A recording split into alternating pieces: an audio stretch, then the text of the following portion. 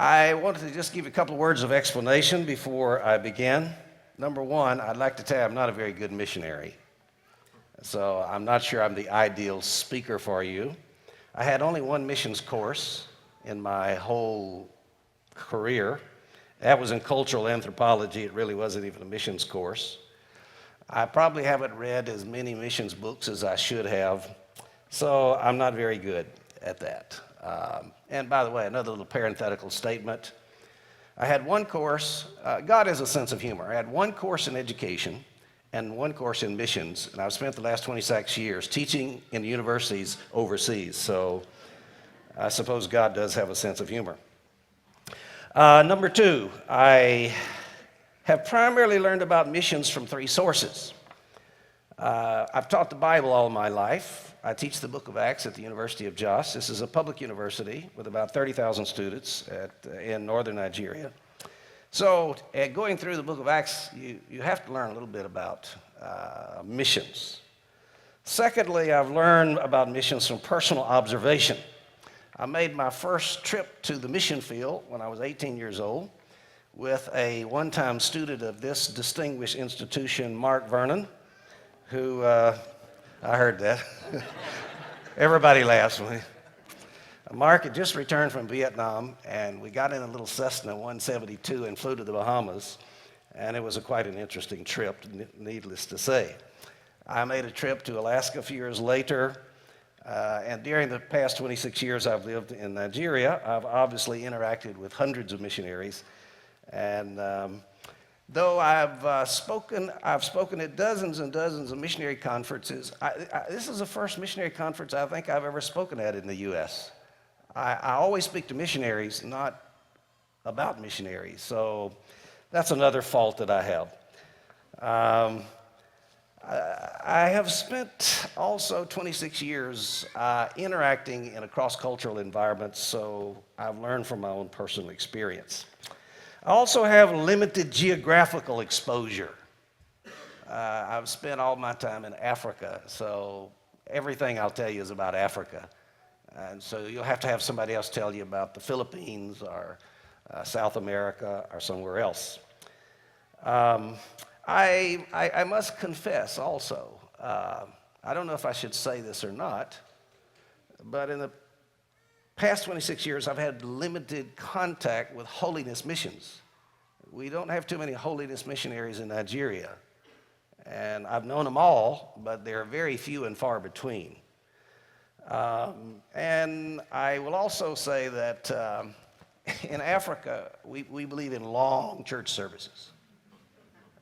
And so I always have plenty time to speak, and I have a lot of time to explain what I do not mean.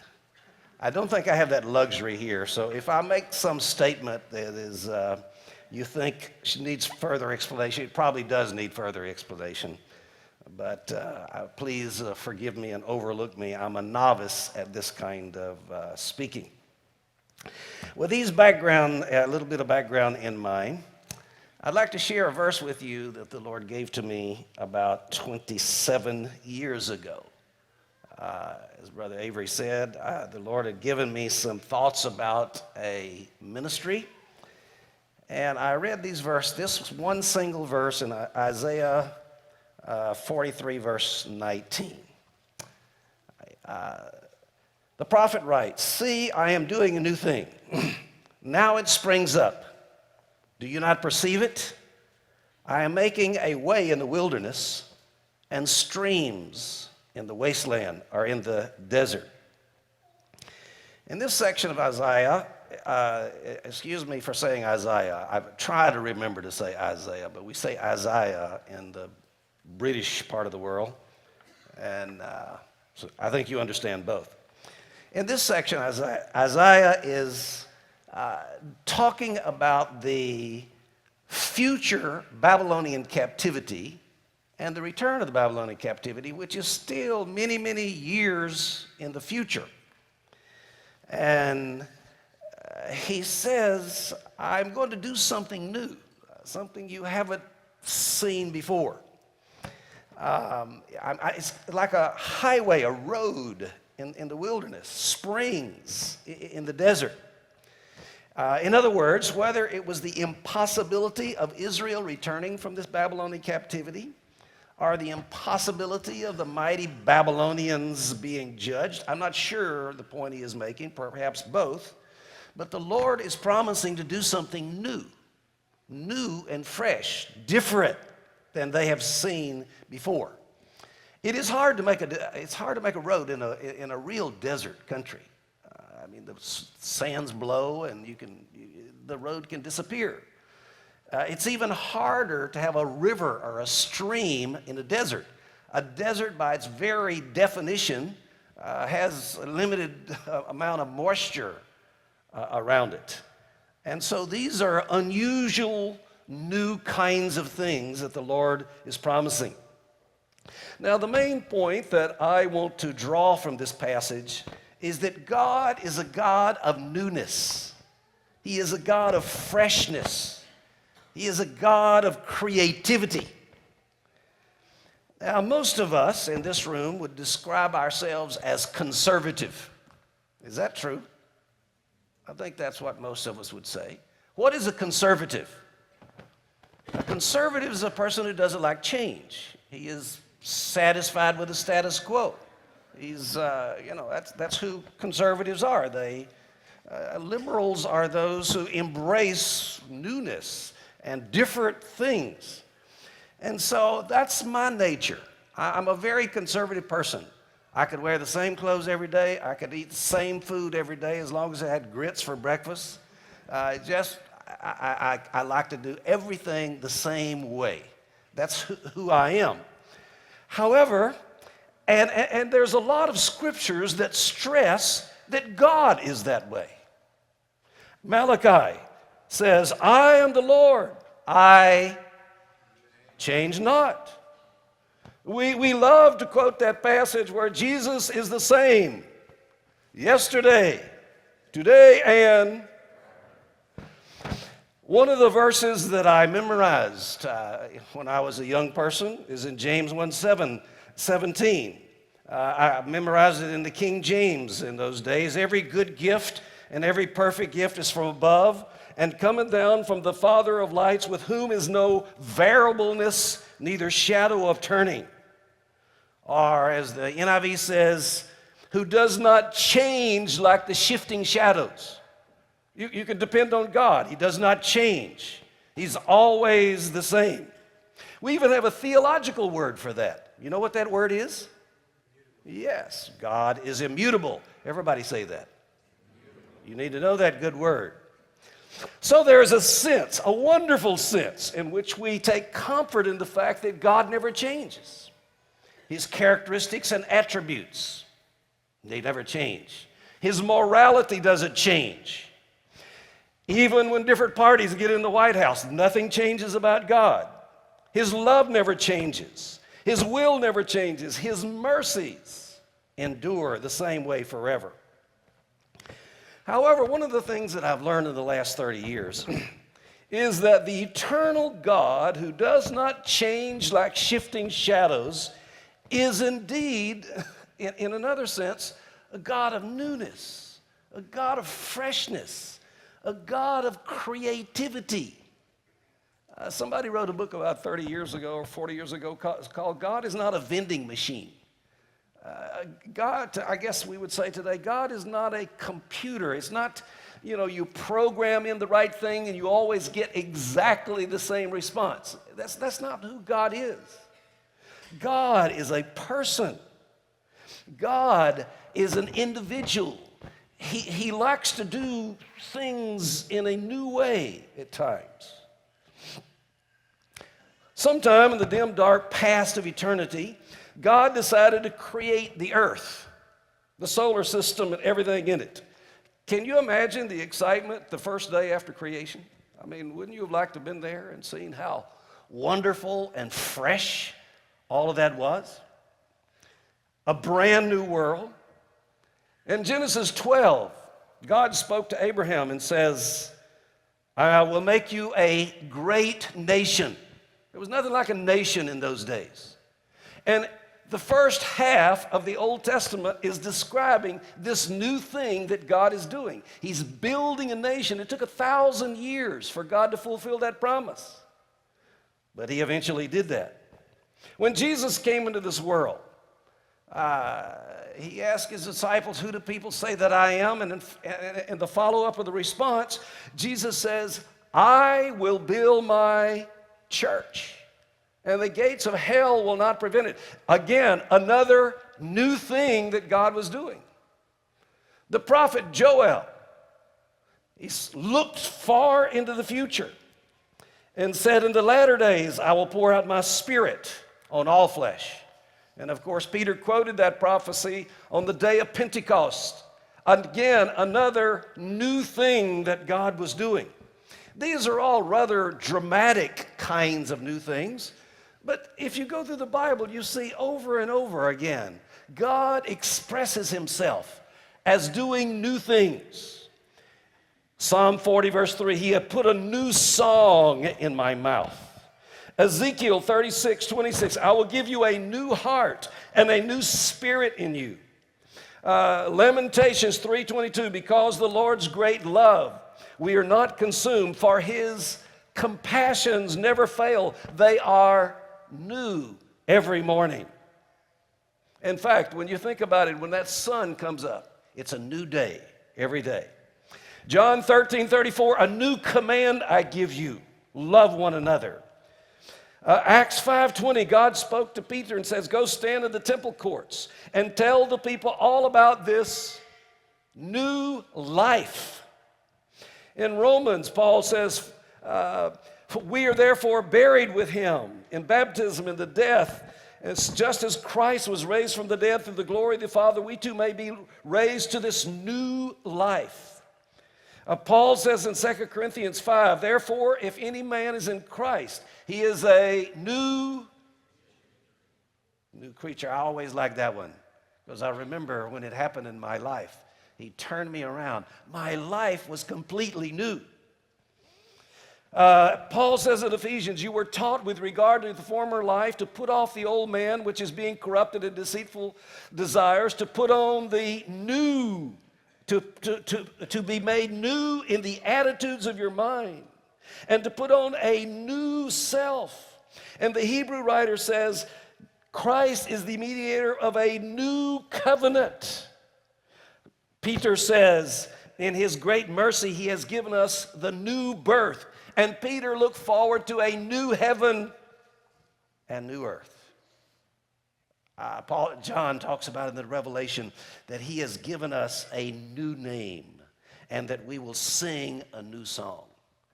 I hope I've convinced you that God is a God of newness. He's a God of freshness. Now, he loves to create new things. He loves to shower us with new blessings. He loves to give hints and watch his creatures develop new thoughts, new ideas, new projects. That's the kind of God we serve.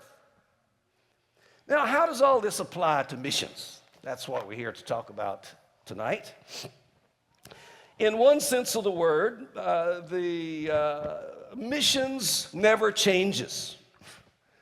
You know, I thought maybe we would sing that old song, I love to tell the story. You know, you always sing that at missionary conferences. I love to tell the story, will be my theme in glory, to tell the old story. It is an old story. The last verse says, I love to tell the story, for those who know it best seem hungering and thirsting to hear it like the rest. And when in scenes of glory I sing the new song, 'twill be the old story that I've loved so long. That's a great song, don't you think it is? Because although we have a new message, it's an old message too. Amazingly, the word gospel comes from the word euangelion, which means what? It means good news. Ever since Acts 13, the church has been sending people out to new places to tell the new thing that God has done in this world. So missionary activity has been telling this old story in a new way, and many times the way we have done it is we've kind of fallen into a rut. You basically do two things in the mission field. Some do evangelism, church planting. Others minister to the people who've already been converted. They do discipleship, leadership training, and those kinds of things. And so that's what we missionaries do. We do evangelism, we do follow-up, we do training. An enormous amount of missionary activity has been done following that method throughout church history. Africa is a case in point. At the turn of the 20th century, 114 years ago, there were 9 million Christians in Africa. Today, according to the latest edition of Operation World, there are 503,742,508 Christians in Africa. And in Nigeria alone, there are almost 10 times as many as there were in the whole continent 114 years ago. So, that old story has worked pretty well. And if we had time to talk to you about all the methods that have been used in Africa, you would see that God has really been doing wonderful things. So the question naturally arises then, since there has been so much success in Africa, is there really any need for more missionaries? I mean, we have 503,742,000 Christians in Africa. That's probably more than we have in America. It's a lot more than we have in America. Should we take our limited resources and funds and ask people to sacrifice and leave their homes to go to do mission work when so much of it has already been done? Now, about a month ago, I was flying down to Lagos for some speaking engagement, and our one flight a day from Jos was about 2 hours late. So we were sitting around the very temporary waiting room. They're building a new thing, and it's not very nice, grumbling about this delay. And there was a man sitting next to me. I discovered his name was Miller. He was from South Africa, but he currently lives in Mexico, and he was working on a project in Jos. I live in Jos, which is up on a plateau. It's about 4,000 feet high. It's don't tell anybody, but it has the best weather. It's perfect temperature year-round. We really suffer for Jesus up there on the plateau. The plateau has had lots of tin ore. Starting about 80 years ago, the Irish and the British came in, and they did all this strip mining. And all over the plateau, we have these pits where they've dug this stuff out, and they've left it scarred, and we assume that all of the tin ore is gone. But in talking to Miller a month ago, he said, no, that's not it at all. We now have new equipment, and they do these technical things, drill these holes, and they hook them up to computers, and now they know exactly where all the remaining tin ore is. And it has become commercially viable again to do tin mining on the platform. Even though we thought it was exhausted, there's still plenty there. But you have to be smarter to do it. You have to have better equipment if you're going to get the remaining tin ore. And as I thought about that, that's a little bit of a metaphor for our modern mission movement. Certainly, there's been a lot of good missionary activity that has taken place. And we thank God for every missionary. And I am not among those who criticize the missionaries in the past. The missionaries in Africa have been the most successful missionaries probably in the history of missions. So we can obviously learn from them. But if we're going to do successful missionary work in our modern world, we're going to have to be smarter. We have to use new technology. We're going to have to use new strategies. We're going to have to work at it differently. All the low-hanging fruit has been gotten, but there's still much work to be done.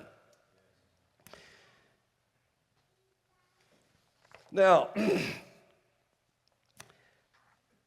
let me just give you a little brief preview, and we'll talk a little bit more about it later. In 1986, the Lord gave me a vision for doing a ministry in the universities of the world. That's when the Lord gave me this verse. See, I am doing a new thing. Now it springs up. Do you not perceive it? I'm making a way in the wilderness and streams in the desert. And my thoughts in those days and my speeches in those days were the universities of the world are pretty dry places. Not too many spiritual streams flowing in our public universities around the world. There are not many highways of holiness in our public universities of the world. But can God do something new in those universities? And that's one of the first times when it began to dawn on me that yes, God is a God of newness. He's a God of freshness and creativity. And He's looking for instruments whose eyes will be open to new things that they can do and who will be willing to take that step of faith and do the new things that He wants us to do. This is what I've been doing for the past 26 years. And I can tell you with great confidence that even when it comes to missions, God is a God of creativity. He's a God of the new things. He is prepared to open new doors of ministry and service to you and to anyone who will seek those things. Now, I just want to give you some examples of what I'm trying to say tonight. We'll continue tomorrow and the rest of the time talking about these new approaches. But let me talk to you a little bit about some new approaches. There are a lot of them I could talk about. I decided to talk tonight about two, both of which have grown directly out of the holiness movement. And the first one concerns my good brother Joe Taylor, who led in our prayer tonight. I asked Joe tonight, where are you, Joe? Somewhere over there. I asked Joe if I could tell his story. I didn't know if I was stealing his thunder or not, but he gave me permission. Joe is my brother. We're both from Louisiana, and Joe is about as much of a country boy as I am. He found himself up in the highlands of Papua New Guinea some 20, 25 years ago. And back in those days, we did exactly the same thing. There's no internet. There's not much communication. So we got our news from the world by listening to BBC, shortwave BBC, and Voice of America. And there's also a Deutsche Welle, German shortwave English broadcast.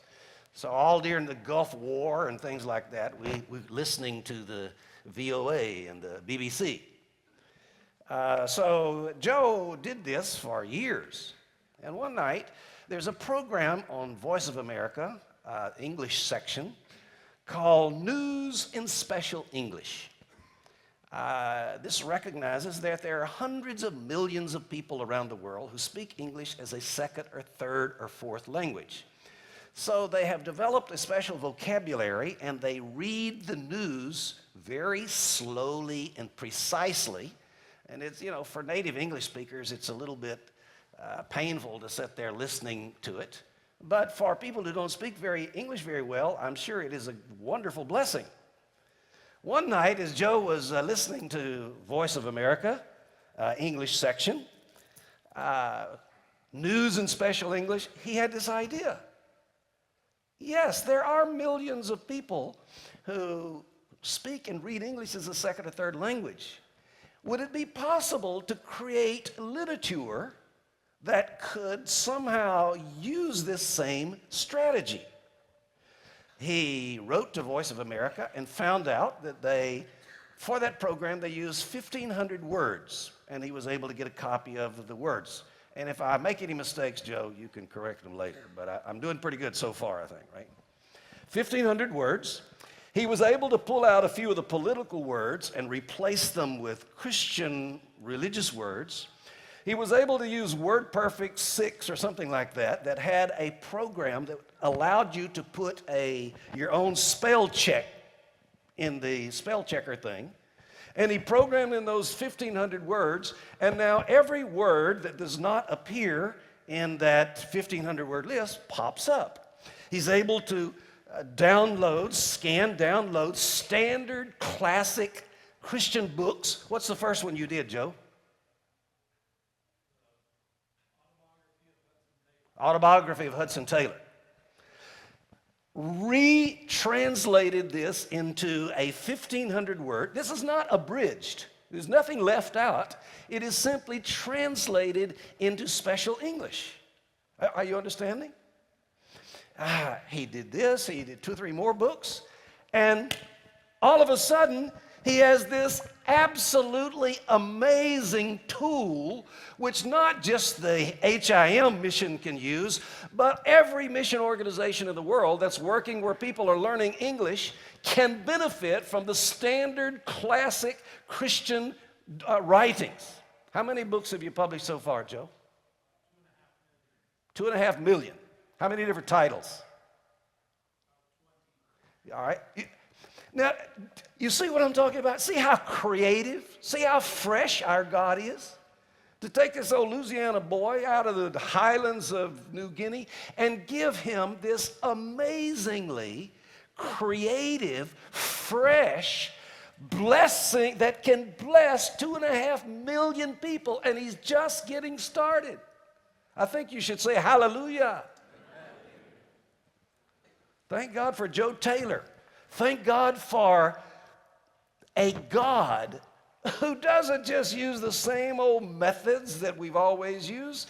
He gives us new ideas and fresh ideas. Nobody's ever done this before. And now we thank God for it. Kind of sounds like a river in the desert to me, doesn't it? Let me tell you a little bit more about my own story. I was pastoring a church in Georgia with a PhD. With all due respect, you probably don't need a PhD to pastor most churches. PhD is an academic research degree. And the Lord had put a little bit of restlessness in my spirit and about going overseas to teach in an English-speaking country. One day, a friend from Nigeria came to see me, and he told me a story that one time he was having immigration problems, and so he went to one of the local universities that had a Department of Religious Studies, and he tried to get a job because he knew if he could get hired there, he wouldn't have any immigration problems. That planted a seed in my mind. I had never thought about teaching in a public university. Our background is all Christian schools and universities, and I'd never thought about that, but I started thinking about it. Later, a prominent Nigerian Christian physician came to Orlando to attend a conference. I found out about it. He was the director of medical services at a public university in Nigeria. So I was at another conference at the time he was there. Well, one of my friends drove up from Hobe Sound and picked him up in Orlando and took him back to Hobe Sound to the guest house. And a day or two later, I drove down to see him, and we chatted a little bit. And I'd obviously made this arrangement to see him because I was hoping he could help me get a job in a university. After 10 minutes, he said, how can I help you? I said, well, I'd like to teach in a Department of Religious Studies somewhere. And he said, that would be a good idea. Unfortunately, my university does not have a Department of Religious Studies. He said, but that's no problem. We'll just start one. He was a good Pentecostal, and, no problem. He can do any of those things. But again, that planted another seed in my mind, or it advanced the earlier seed. And I started thinking, wouldn't it be amazing if you could go to a public university somewhere in the world and create a Department of Religious Studies? If you could do that, you could influence the curriculum. You could influence the staff who are brought there. You could influence the books that go in the library. Would that be possible? We felt confident that the Lord was leading us to go to Africa somehow or other. So when I received an invitation from Kansas City College and Bible School to come out and teach Greek, I first told them no, I was on my way to Africa. But they later called me and begged me and said if I would come, they would release me whenever the door opened for me to go to Africa. So I went out there and taught a little bit. One day, I picked up a friend from the airport, and I spent a couple of hours talking to him about this concept. Wouldn't it be wonderful that we could do something like this? I dropped him off somewhere, and I went home and picked up my textbook. I was teaching a course in world religions at the time. And I picked up my world religions, and the next chapter I was going to teach was on Judaism. The first sentence in that chapter began this way. At a time when a good deal of theological discussion is engendered in the Middle East, and when departments of Jewish studies are an established part of many universities in Europe and America, it is time for a fresh study of Judaism. And the phrase that caught my attention was departments of Jewish studies in many universities in Europe and America. And I wrote in the margin of my textbook, who started them? Who funded them? And Judaism, of course, is bigger than religion, but you cannot have Judaism without religion. And so it became very obvious that Jewish organizations, in order to promote their own interest, have gone to public universities and created departments and chairs of Jewish studies. And because they receive funding from outside, they're acceptable even in our country that separates religion from public life. We were later able to discover that the Muslims have been far more effective in using this strategy. I just 2 or 3 days ago typed in Centers of Islamic Studies in Google, and I discovered that Oxford has a Center for Islamic Studies, University of Cambridge, Duke University, Harvard University received about $20 million about 5 years ago from a Saudi Arabian prince to create a Center for Islamic Studies, George Mason University, Villanova University, and right here in Ohio, the Young State University has a Center for Islamic Studies. Most of those are receiving external money from Saudi Arabia, all petrol dollars, to help promote their own interest. So I asked myself this question: is it possible to use a similar strategy to promote the gospel? I suddenly stopped talking about religious studies. I would create a religious studies department in order to create a Christian studies program, but why do that? Why not just start and promote Christian studies? If they can promote Judaism and Islam, why can't there be an organization to promote Christianity in the public universities of the world? I thought you would say amen. Well, that was that thought that eventually led to the creation. When I had these thoughts, one of the first things that I did, I was living in Kansas City. I went to see Dr. Dale Yoakum, who was my good friend. And I was a little suspicious. Maybe he wouldn't like my idea, but he loved my idea. And he came to our opening. He was on our board of directors until he passed away. And if it passed the Dale Yoakum test, it was good enough for me. In September of 1988, I moved my family from Kansas City to Port Harcourt in southern Nigeria to create this Christian studies unit in a university that had no religious studies program at all. I told everybody because we already had lots of approvals, that we would go there, and 4 weeks later we'd have this program going. It took us 5 months, but eventually we got it going. We eventually created, it's like a sub-degree program. It's like an Associate of Arts. And we asked it to be a part-time evening program so we can minister to people who are currently in ministry. We advertised that program. We had 98 people apply to get in the program. 69 were accepted, 54 enrolled in that program from 23 different denominations. There was no other religious studies academic on campus. We had 5 classes per semester. During the first semester, I taught 4 of them.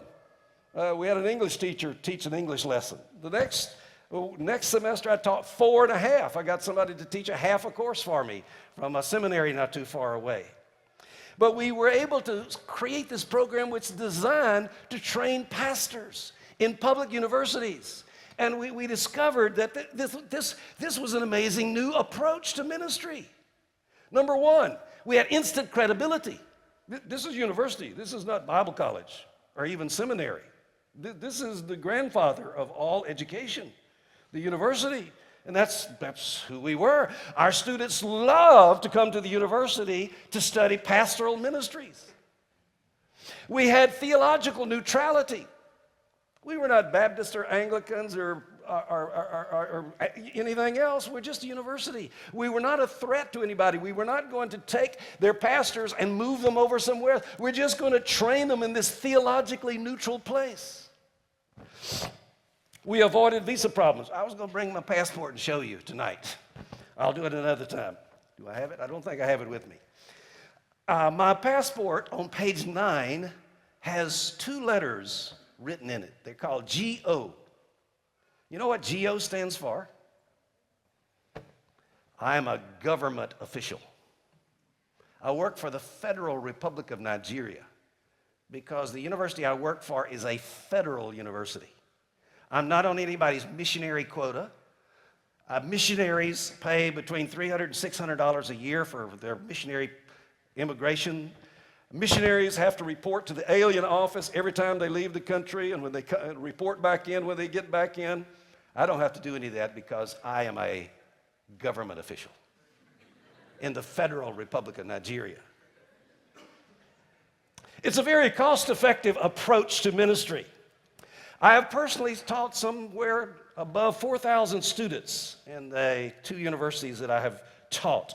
These have included pastors and evangelists and Bible translators and lay leaders.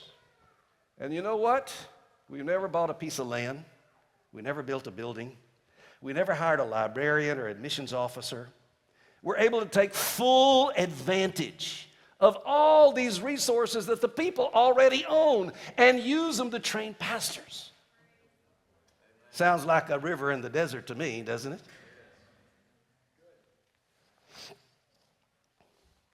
We work in an institution that has the most important influence for change, social change in the society. For good or bad, the universities influence the future of any country. Because your future leaders are on the campuses today. In fact, your thought leaders in practically every discipline are on the university campuses today. When journalists want to get a comment from somebody about a political issue or a medical issue, where do they go to get the experts? They go to the universities because that's where they are. And God has given us this wonderful ability to be right in the middle of the university to train pastors and church workers. We're able to get into places in view of academic freedom that ordinary missionaries cannot go. We have a person who is in our organization, a Nigerian. His name is Meshach Ilobi.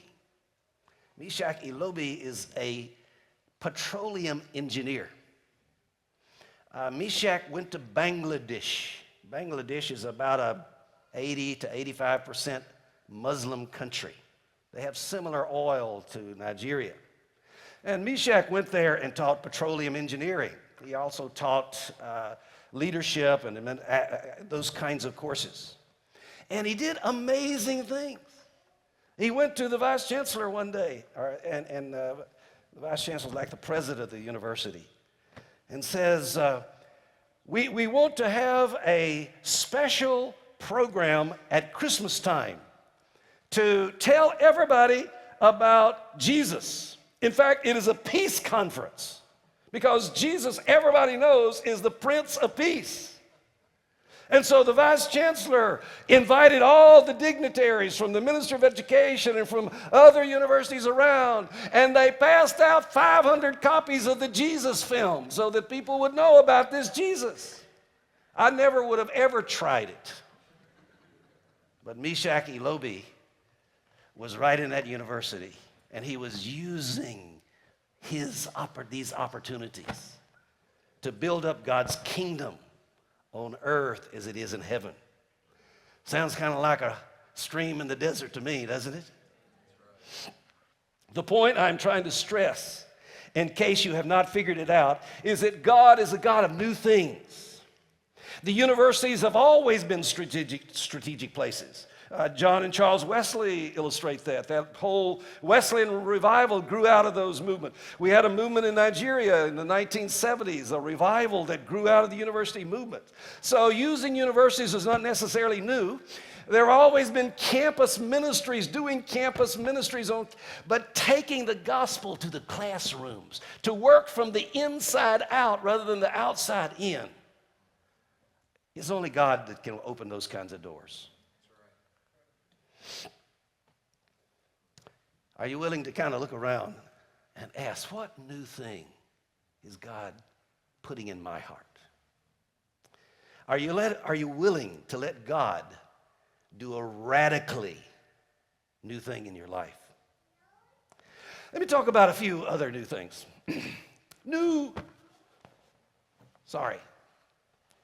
I had problems with my throat many years ago, and I went to the doctor, and he said, anytime you talk publicly longer than 20 minutes, you need to lubricate your vocal cords. So I'm just obeying my doctor.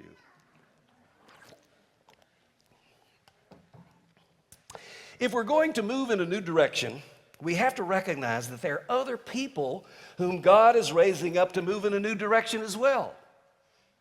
Therefore, we should always be on the lookout for those who share our vision and look for those people with whom we can partner together.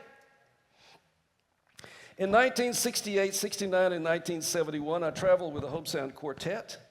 We traveled all over this country, and we sang in lots of different places. And one of the things I learned from that experience is the body of Christ is bigger than I thought it was.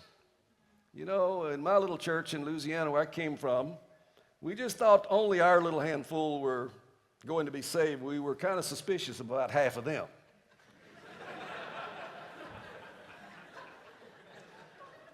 But traveling around, seeing the joy of the Lord in so many different people, when I was 18 years old, I got down on my knees. And I asked God to give me a ministry to a broader part of the body of Christ than the one that I had been raised in. And I can guarantee you, ladies and gentlemen, the Lord has abundantly answered my prayer. Let me share with you some of the ways that I've seen God's people partnering together. First of all, we partnered with other missionary organizations. When the world, and particularly Africa, was completely an unreached place, you could go practically anywhere you wanted to go and just start preaching. There's nobody there. Just do whatever you want. There was no need for partnership. However, as people began to show up, it was kind of like the colonial world.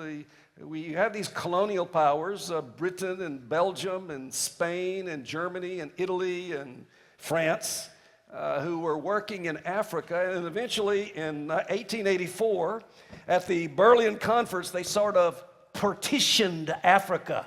It was called the Scramble for Africa. And so they kind of agreed, okay, you people work here and you do this. And there was a similar thing that was done in Nigeria not too long after that, where missionary organizations got together and they kind of partitioned Nigeria. It's okay, you Baptists, you work down in the west, and the Lutherans, you go up in the northeast, and the Church of the Brethren, you go up in the far northeast, and ECWA or SIM, you work in the Middle Belt, and SUM, you work here. That's the way it was done. So there was a little bit of cooperation there. There was also a missionary school, Hillcrest Missionary School, is about 80 years old. 12 missionary organizations came together to put this together so that their children would have a place. So there's always been cooperation. But now, where we have lots of Christians everywhere, lots of churches everywhere, there is not quite so much the need for the raw evangelist anymore. There is much greater need for specialists. And those specialists normally are often so specialized that they need more than just one little denomination to work in. So there is a much greater spirit of cooperation among the missionary organizations. For example, in 1991, we were at a conference on theological education. There was a brainstorming session. about what is the biggest need we have in theological education in Africa. Well, it was very, very easy for me to understand, to express an opinion. We needed textbooks. In Africa, we didn't teach with textbooks. There are no textbooks. You teach, a lot of people just write on the blackboard and they copy notes. Or you put together some handout of 20 pages. And when I got there, I said, that's not good enough. And so in my living room in 1991, we created an organization called Africa Christian Textbooks. This organization was designed to provide books, textbooks for our Bible colleges and seminaries, university religion departments that were evangelical, that were contextualized for Africa, that were affordable to Africa. And for the last 25 years, we've been doing this. We have published over 80 books, the majority of them being textbooks. We have imported millions of other books, Bible dictionaries, commentaries, things that we don't have there. We have reprinted some books written in West Africa that we're using in East Africa and vice versa. We have about 12 or 14 branches in various seminaries around Africa. We have 7 branches in Kenya. It is an Africa project, but the people on the board of directors are from SIM, the Christian Reformed Church, Baptists, Presbyterians, and various Pentecostal groups. We all work together. I mean, right there on the same shelf. You have John Calvin's Institutes and Wesley's Works right there in the same place. We can work together. We can work together. I have written 6 of those textbooks, and those textbooks are used in every Bible college, every seminary. I never go anywhere in that country, but what many people will come and say, oh God means like master or something like that. Oh God, I've been reading your books for years. We use your textbooks. You see, God is doing a new thing. He's bringing people together and saying, you can work together. You're all serving the same Christ. Why are you fussing and arguing and squabbling over some of these issues? Yes, they're important issues, but let's cooperate together where we can. I also developed a significant project for the Ministry of Education, which I'll tell you about in a little bit. And I came to the U.S. Trying to raise money for it. I went to the Tyndall House Foundation and other people struggling to raise money. And I was on the plane going back, and I thought to myself, this project blesses all the churches in Nigeria. So I went around to the various missions and said, listen, all these people we've trained, they're from your churches. Now, what are you going to do to help us? So I went to the Baptist mission, and they gave us $1,500. Hallelujah! I went to the Christian Reformed Church. They're like CRC, a lot of them up in Michigan, and they're like Presbyterians. They gave me $10,000. I kind of acted like a Pentecostal. Hallelujah! I went to the Assemblies of God. They are Pentecostals. They gave us $27,000, and I became a Pentecostal that day. I went to SIM. That's the old Sudan Interior Mission. I don't even know what it stands for. They've changed that name so many times. The headquarters is in Charlotte. It's one of the biggest mission organizations in the world. They gave us $40,000 for this project because God is doing a new thing. He's removing this spirit of jealousy and individualism, and he's helping us realize that if we are going to get to that real ore down in there, we have to use new techniques and new ideas and new philosophies, and we got to respect those people who are serving our same Christ, even if we happen to disagree on one or two things.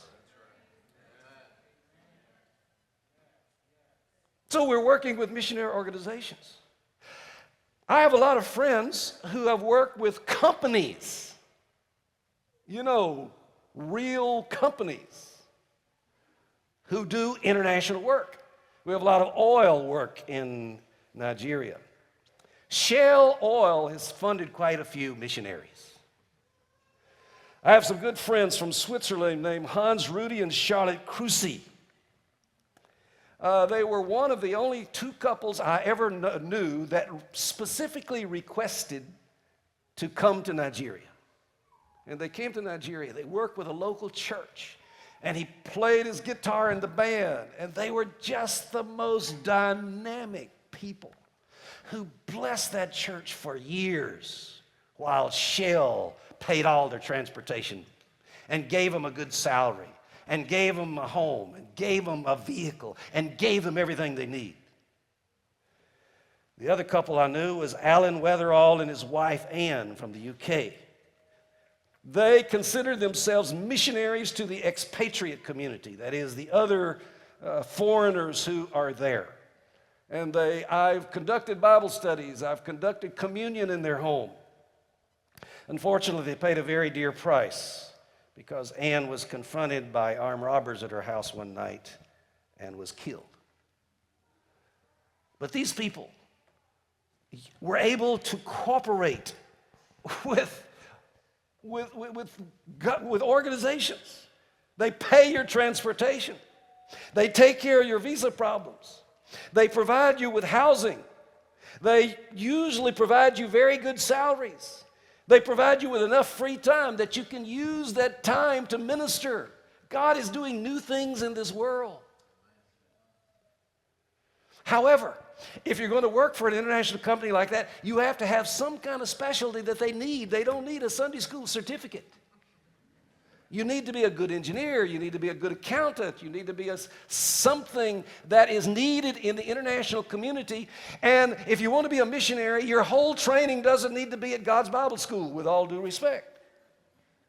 You need to go on to the University of Cincinnati. You need to go on to get those PhDs, get those engineering degrees, get those things that will qualify you to work with these companies that can take very good care of you and give you the opportunity to serve God in that environment. There's another group we work with that have provided lots of missionaries around the world. That's non-government agencies, NGOs. I have a number of my friends who have worked with various kinds of NGOs, and they have used those opportunities to promote the gospel. I got involved, perhaps tell you a little bit more about this somewhere along the line, but I got involved some years ago in doing HIV/AIDS work. It's a terrible problem in Africa. The devil comes to kill and steal and destroy, but Jesus said, I've come to give you life, and life to the full. So anytime we are fighting that which is killing and stealing and destroying, we're fighting the enemy, and we are promoting God's causes. And so we developed a program, and we put together a 24-page booklet that used African images to teach about HIV. I was in Abuja one time making a presentation, and the head of UNICEF heard me make the presentation, and she told me, I really like that booklet. I really like it. Well, So I made an appointment, later went to see her, and she appointed a committee to meet with me, and I wanted them to fund it for us. And so we met, and they said, well, you know, we like your booklet, but we believe in complete information. You don't have anything about condoms in your book. It's all faith-based abstinence. We would like for you to add a condom message. Well, we argued, myself and my Muslim friend who was with me, we argued very strongly. And a few weeks later, UNICEF published our material without a condom message in it. This is a United Nations agency that is still being used to promote a Christian faith-based message. The young man who actually pushed that project from within UNICEF later went to Botswana and became the head of the UNICEF mission there. He called me last Sunday. I hadn't seen him in 7, 8 years. He called me, he says, Dr. McCain, are you still in Jos? I said, yeah. He said, I have to come see you. And he came to see me on Tuesday of this week. His name is Joshua Emmanuel. He was the head of UNICEF mission. But while he was the head of UNICEF mission, he planted a church in Botswana. And he was telling me he planned and supported all these things. UNICEF paid his expenses. They took care of his airfare. They took care of his family. They took care of him very well. And he did his UNICEF work to help poor people and needy people and sick people. But he also planted churches in Botswana. Sounds like a river in the desert to me. Perhaps the most amazing thing that I have discovered in the last several years is the ability to work with governments to build up God's kingdom. Did you hear what I said? There are many people, I've met these people, who are working in the State Department, who are visa officers, but who are Christians, who have volunteered to serve overseas with the United States government paying their expenses so they can be in that country and do God's work. It's a little bit limited now because of so many security issues, but there are people that are doing that. In our own situation, we have learned that when government has a problem and you are from the university and you have a solution and you have credibility and you can put together a good proposal, they're willing to listen. And they're willing to help. The first place I went to in Nigeria, my first trip to Nigeria in January of 1987. The first place I stopped was a college of education. The first place I went on campus was to the Department of Religious Studies. I discovered that day that in Nigeria, all students are required to take religious education in grades 1 through 9. In 10 through 12, it's optional, but 98% of them take it because it's part of the standardized examination scheme. Later, when I moved to Jos in 1994, the Lord opened the door for me to meet some people, and we created a professional certificate in Christian education. This is designed for the teachers of, in those days we called it Christian religious knowledge. We call it Christian religious education now.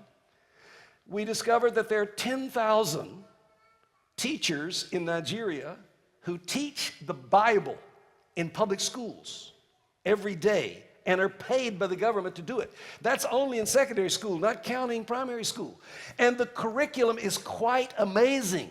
It was written by a preacher, and it's you could use it as a discipleship program in your church. It's amazing. But you have all these teachers. So we went to the Minister of Education and said, tell you what we will do. We will sponsor a workshop for your teachers.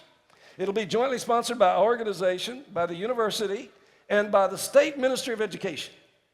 And the first place we went was about a 50-50 Muslim-Christian state. And then we have since done that project. It's a 4-week in-service intensive project. We have a week every 3 months. It's a 1-year program. We offer 10 different courses during that project. We give them about 2,000 pages of textbooks, handouts. We give them a study Bible when they complete it. And we have trained about 1/4 of Nigeria's CRK religious staff in our program. It is absolutely amazing. We have been to Kano State. Kano is 98% Muslim, and they have helped us sponsor our program. We've been to Borno. If you've been hearing about Boko Haram in Nigeria and all their wickedness, the state where they're from, we had the state government help sponsor this project. In 1996 or 7, I was at my mother-in-law's house in Atlanta, and I saw a book entitled Out of the Lion's Den or something like that. I can't quite remember the title. And it was a book about persecution in the 20th century. And so it had a chapter in Nigeria, so I quickly read the chapter. And the last story they told about was in Kwara State in Ilorin. There had been 3 Christian schools that were shut down because they refused to teach Islamic studies. And this is a state that's about 70% Muslim. So all the top officials are Muslims in the government, including the Commissioner for Education. So I was aware of that story. In fact, our colleagues kind of helped resolve that issue. But let me tell you the rest of the story. We went to that same Minister of Education at the same time this was happening.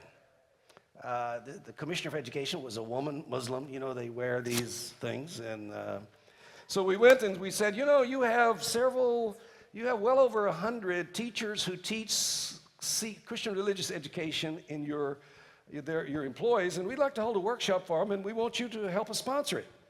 And so the Muslim lady says, well, that sounds good. Yeah, we'll be happy to do that. And so they approved it. She came to our opening ceremony. She stood up. She quoted the Bible. She talked about the two great religions in Nigeria, Christianity and Islam. She sent a directive to every principal in the state that they were required to send their CRK teachers and sponsor them to this project. 1 year later, when we finished the program, she came back dressed the same way. We produced a professional certificate in Christian education, which this Commissioner for Education had signed along with some of the rest of us. And she stands there passing out this professional certificate in Christian education while I stood right behind her passing out a Holy Bible to all the participants.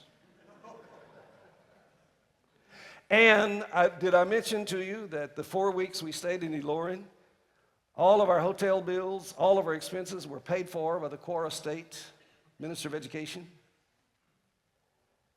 Sounds like a river in the desert to me. God is doing new things. I think you hear what I'm saying.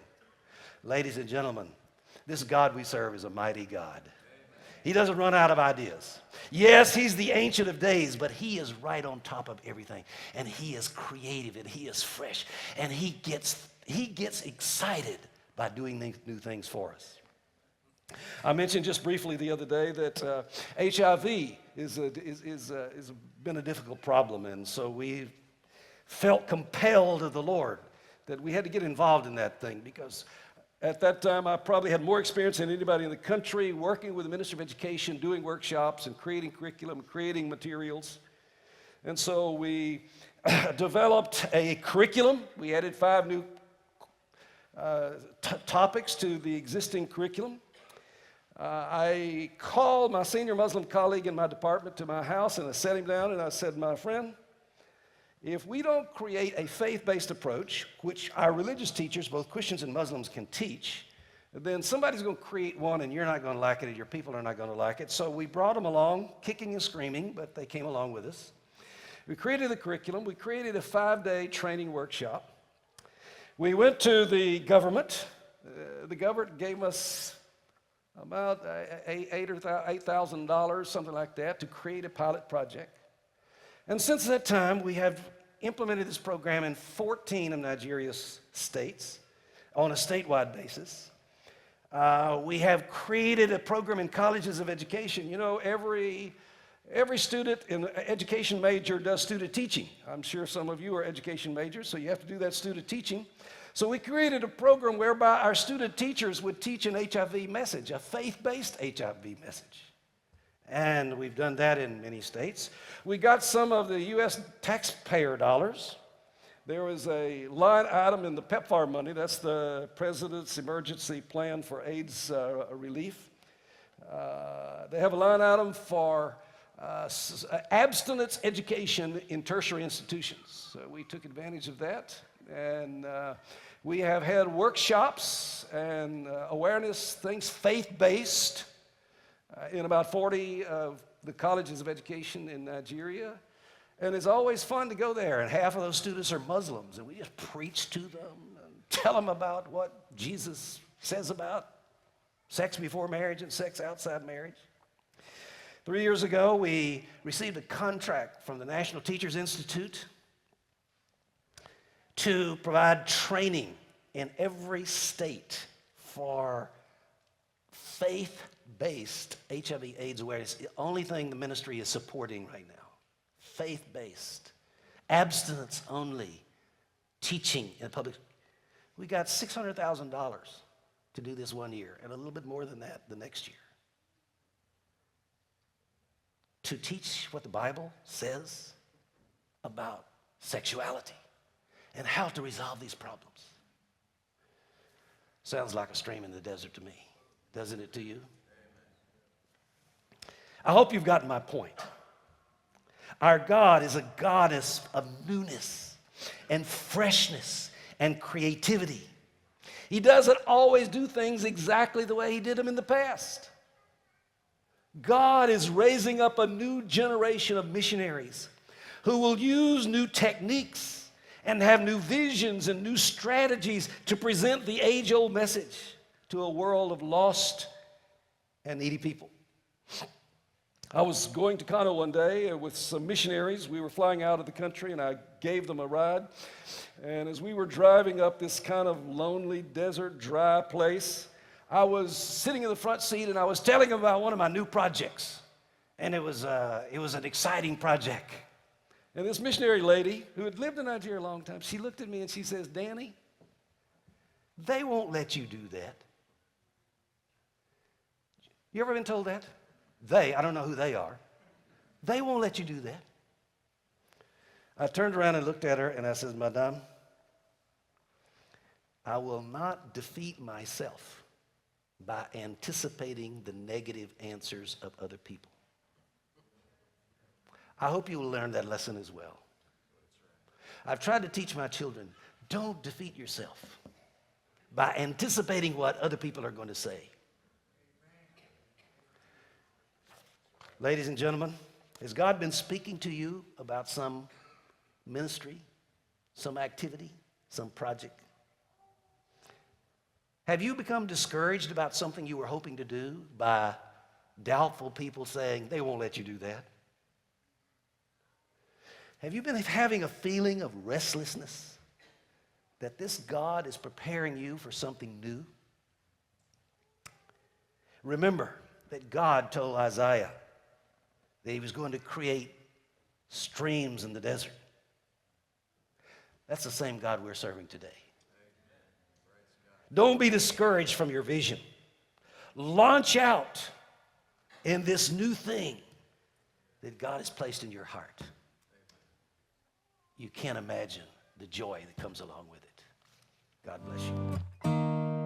We're glad you joined us. God's Bible School and College prepares students for lives of ministry wherever God calls them. This content is possible because of the generous support of friends like you. To support GBSC, visit giving.gbs.edu. Thank you.